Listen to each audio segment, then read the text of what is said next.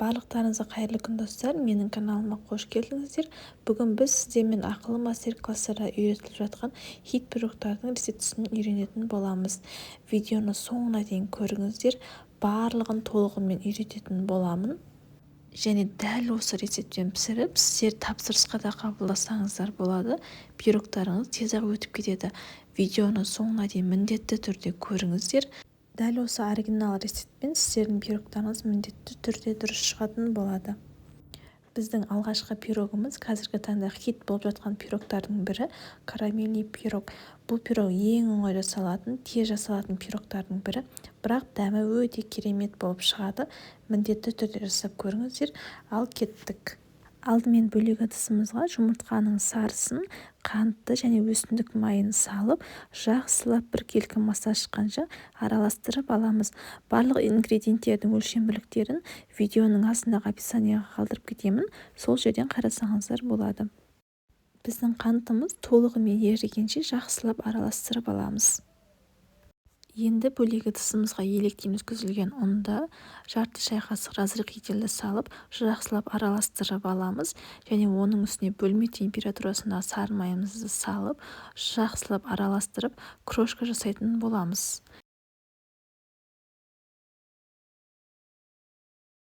Міне қыздар, біз ұнымыз бен майымызды араластырып крошка жасап алдық.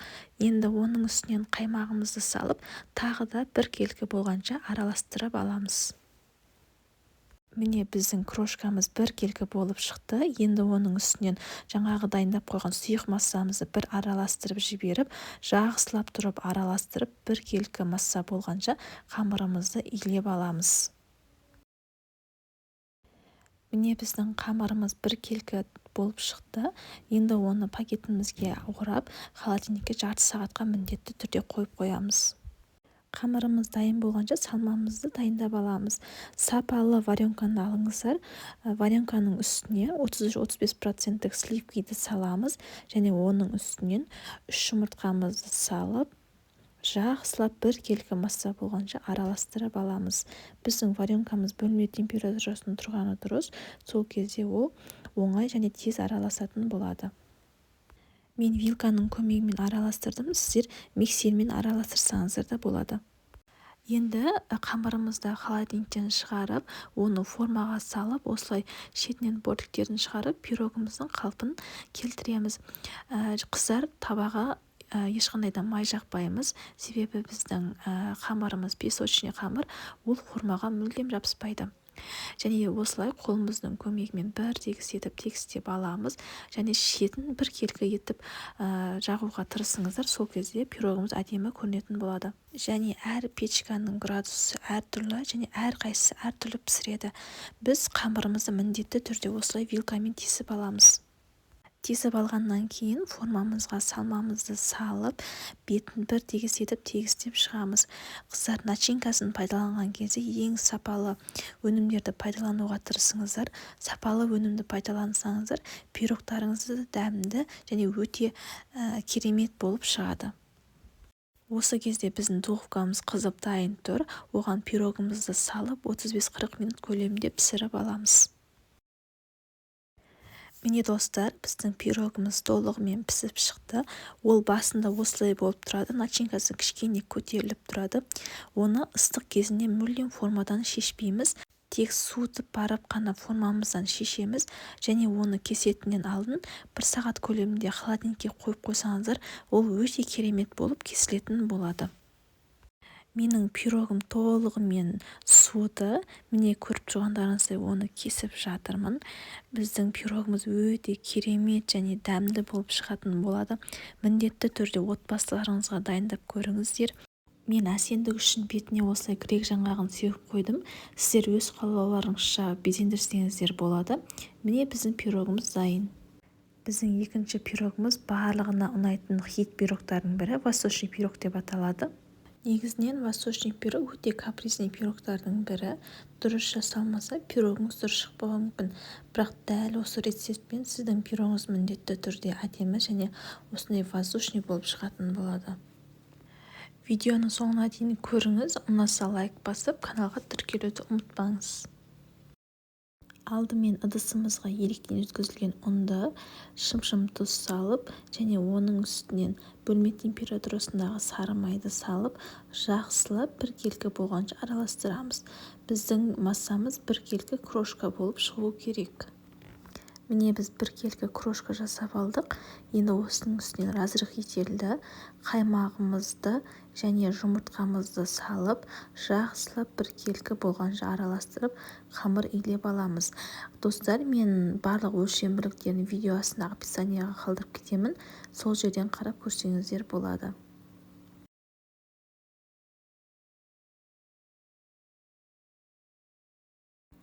Міне мен қамырымды илеп алдым. Енді оны пакетімізге салып, холодильникке жарты сағат көлемінде тындырып қоямыз. Енді біз қамырымыз дайын болғанша салмамызды дайындаймыз. Осылай кептірілген өрікті, яғни курагамызды алып, 4-5 етіп турап аламыз. Бұл жерде суға фруктыларды, яғни кептірілген жемістерді міндетті түрде турап алу керек. Себебі ол пирогымызда әдемі болып көрініп тұратын болады. Барлығын осылай 4-5 етіп турап, ыдысымызға салып шығамыз. Және ең соңында грек жаңғағында міндетті түрде майдалап алыңыздар. Қатты майдалаудың керегі жоқ, тек қана 4-5 етіп көрінсе болғаны. Турап алған суға фруктыларды бір үлкенде ыдысқа салып, барлығын біркелкі болғанша араластырып аламыз. Бұл жемістеріміз пирогта көп болып көрініп тұруы мүмкін, бірақ ол ерекше дәм беретін болады. Енді қыздар, пирогымыздың маңызды бөлігі меренгамызды жасап аламыз. Таза құрғақ үлкенде ыдысымызға жұмыртқаның ағын салып, миксердің жай жылдамдығынан бастап араластырамыз, және қантымызды 3-4 бөлікке бөліп, аз-аздан сала отырып, миксердің жылдамдығын көтере бастаймыз. Біркелкі етіп араластыруға тырысыңыздар. Бірден қанттың барлығын қосып жіберуге болмайды. Біздің жұмыртқамыз басылып қалуы мүмкін. Бұған примерно 5-6 немесе 7 минуттай уақыт кетеді. Және ыдысымызды төңкерген кезде жұмыртқамыз ағып кетпеу керек. Осы уақытта біздің қамырымызды дайын болды. Оны холодильниктен шығарып, теңдей 2 бөлікке бөлеміз, және оның бір бөлігін теңдей етіп, кішкентай ғана 4 бөлікке бөлеміз. Бұл біздің пирогымыздың бетін әрлеуге керек болады. Видеоны мұқият қараңыздар. Қазір қалай істеу керектігін толығымен түсіндіріп өтемін. Және оның астыңғы үлкендеу бөлігін алып, үлкендеу етіп жайып аламыз. Себебі біз қазір қамырымызды формаға салған кезде, қамырымыз форманың шетіне дейін шығып тұру керек. Міне қыздар, мен қамырымды үлкен етіп жайып алдым. Оны бір шетке қойып, формамның ішіне орналастыратын боламын. Қарап тұрғандарыңыздай, мен қамырымды салдым, және оның шет жағы формадан шығып тұру керек. Себебі біз қазір начинкамызды саламыз, және белогымызды, яғни меренгамызды саламыз. Сол кезде олар ағып кетпейтін болады.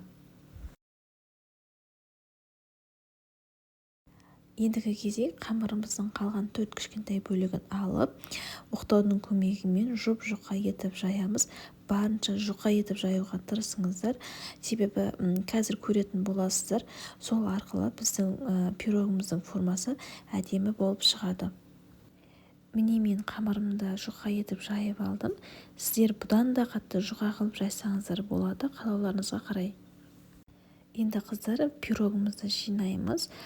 Формада қамырдың үстіне жаңағы турап дайындап қойған суға фруктыды алып, бір тегіс етіп жайып шығамыз.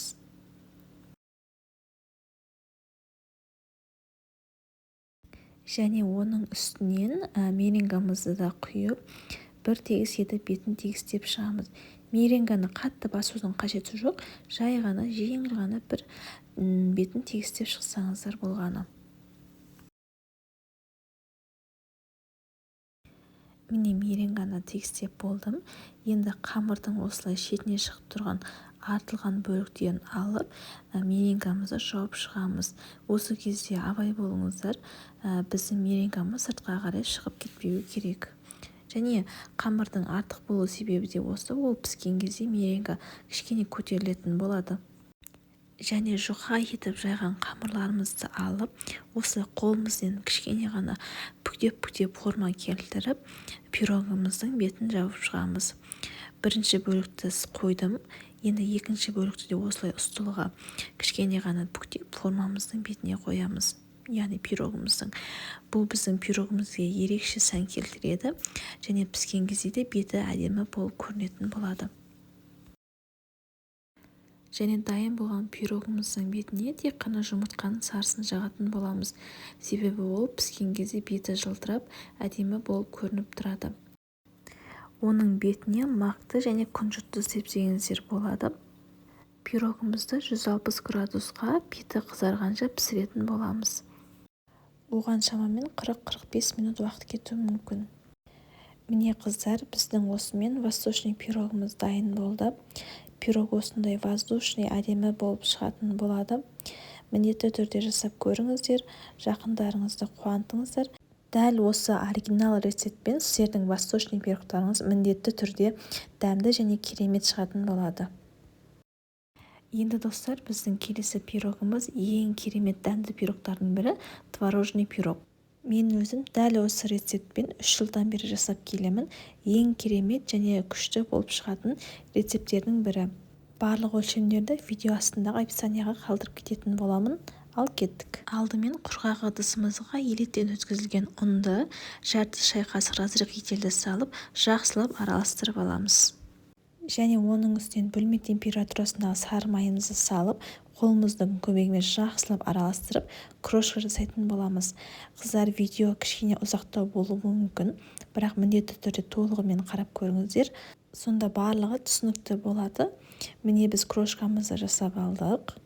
Енді бөлек ыдысымызға қантымызды және жұмыртқамызды салып, жақсылап біркелкі масса болғанша араластырып аламыз. Араласқан сұйық массамызды крошкамыздың үстіне қойып, қолымыздың көмегімен қамыр иілеп аламыз. Басында біздің қамырымыз кішкене бірікпеуі мүмкін, бірақ кішкене араластырсаңыздар, қамырымыз әдемі болып бірігіп шығады.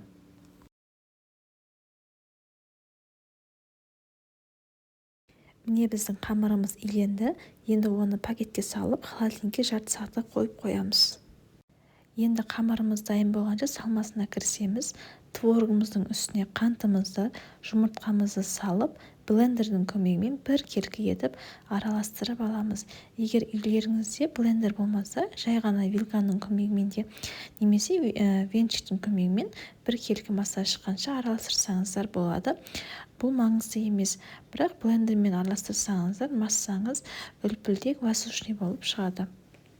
Осы уақытта біздің қамырымыз дайын. Оны холодильниктен шығарып, теңдей 2 бөлікке бөлеміз және әр бөлікті дөңгелек формаға келтіреміз. Енді пирогымыздың астыңғы бөлігін дайындаймыз. Бізде бұл бөлік қамырымыз кішкене үлкендеу болып келеді. Үлкендеу қылып кесеміз және оны оқтаудың көмегімен ұнды себе отырып, біркелкі етіп, формамыздың размеріне қарай жайып аламыз. Міне біз қамырымызды жайып болдық.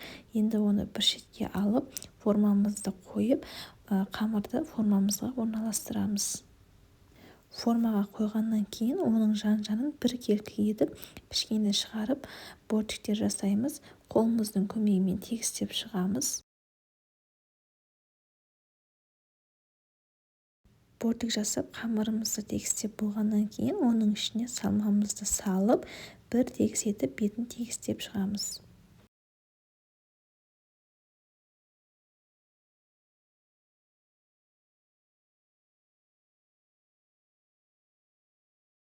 Енді формамызды бір шетке алып қойып, екінші бөлік қамырымызды алып, ұнды себе отырып, оқтаудың көмегімен бір тегіс етіп жайып аламыз.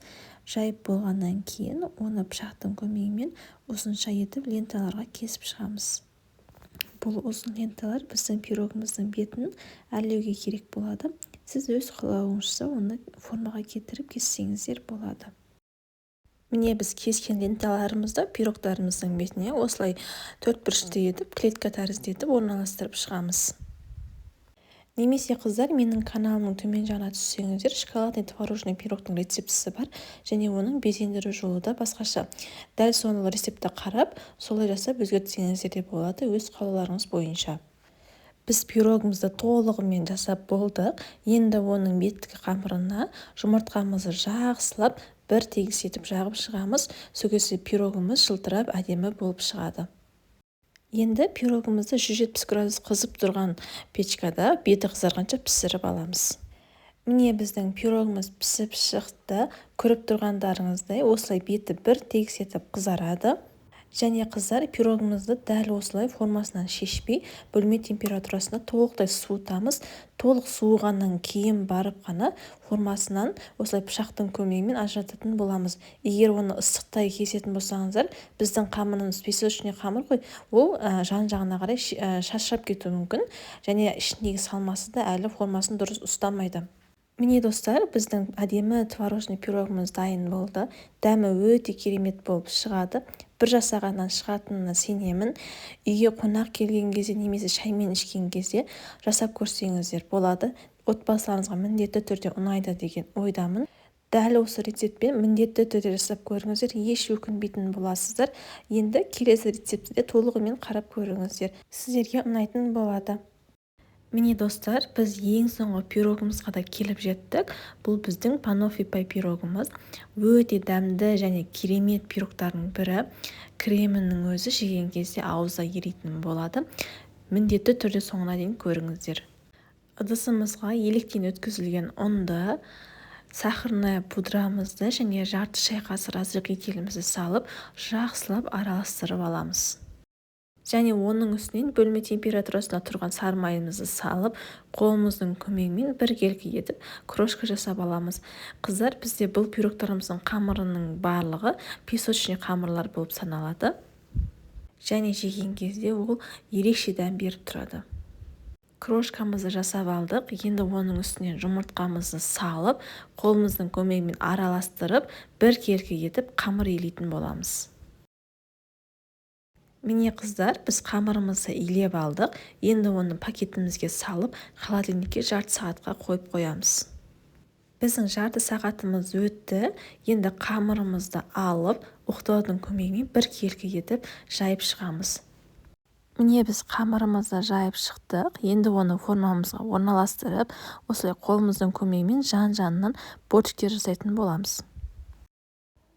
Бортиктерімізді жасап болғаннан кейін қыздар, міндетті түрде қамырымызды вилканың көмегімен кесіп шығамыз. Себебі әр печканың градусы әртүрлі, кейде піседі, кейде піспей қалуы мүмкін. Осылай кесіп шығамыз. Енді қамырымызды қызып тұрған печкаға салып, қызарғанша пісіріп аламыз. Міне біздің қамырымыз пісіп шықты.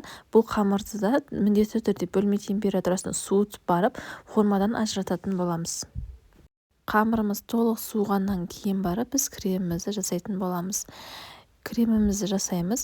33-35% салқын сливкидің үстіне сахарный пудраны міндетті түрде електен өткізіп аламыз, себебі оның осындай түйіршіктер қалып қояды. Енді кремімізді миксердің ең төмен жылдамдығынан бастап жаймендеп араластырып, кейін жоғарғы жылдамдығына көтеретін боламыз. Қыздар, біздің сливкиіміз міндетті түрде сапалы сливки болу керек. Міне кремімізді араластырып болғаннан кейін оның жан-жанын жинап, тағы да араластырып жібереміз. Қыздар, көп араластырудың қажеті жоқ, себебі біздің сливкиіміз іріп кетуі мүмкін. Тек араластырған кезде өзі миксердің формасы біліне бастайды. Сол кезде біз кремімізді араластыруды тоқтатамыз. Міне біздің миксеріміздің ізі біліне бастады кремімізде. Осымен біздің креміміз дайын болды. Біздің креміміз қоюланды. Ол формасын осылай жақсы ұстайтын болып шығады. Енді дайын кремімізді осылай одноразовый мешоктарға салып шығамыз. Оны қолмен көп ұстаудың қажеті жоқ, себебі біздің қолымыздың жуылуымен креміміз еріп кетуі мүмкін. Бізде барлығы дайын, енді пирогымызды жинауға кірісеміз. Қамырымыздың үстіне осылай варенкамызды салып, біркелкі етіп жағып шығамыз. Қыздар, міндетті түрде сапалы вареный сгущенканы пайдалануға тырысыңыздар, себебі оның арзандары өте сұйық болып келеді. Ол пирогымыздан ағып кетуі мүмкін. Осындай қою варенкамен қолдансаңыздар, оның дәмі де тәтті болады және пирогымыз жақсы шығады. Енді бананымызды осындай орташа көлемде кесіп аламыз. Қатты жұқада, қатты қалыңда етіп кеспейміз. Себебі пирогымызды жеген кезде біздің бананымыздың дәмі де сезіліп тұру керек. Енді бананымызды вареный сгущенкамыздың үстіне бір тегіс етіп орналастырып шығамыз. Міне біз бананымызды толығымен орналастырып шықтық.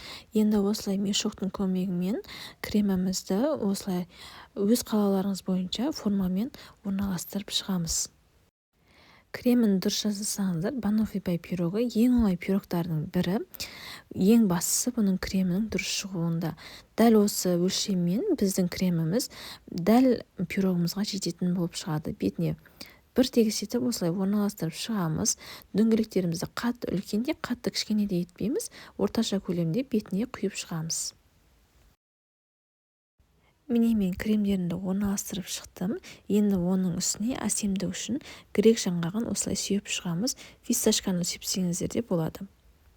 Міне қыздар, осымен біздің ең соңғы пирогымыз банофи пай пирогы дайын болды. Ең керемет және ауызда еритін пирогтардың бірі. Жасалу жолы да өте оңай. Міндетті түрде жасап көріңіздер. Кез келген отырыстарда барлығына ұнайтын болады. Үйде шаймен ішкен кезде жасасаңыздар, отбасыларыңызға міндетті түрде ұнайтын болады. Мінекей достар, біз осымен 4 түрлі микс пирогымыздың жасалу жолығымен таныстық.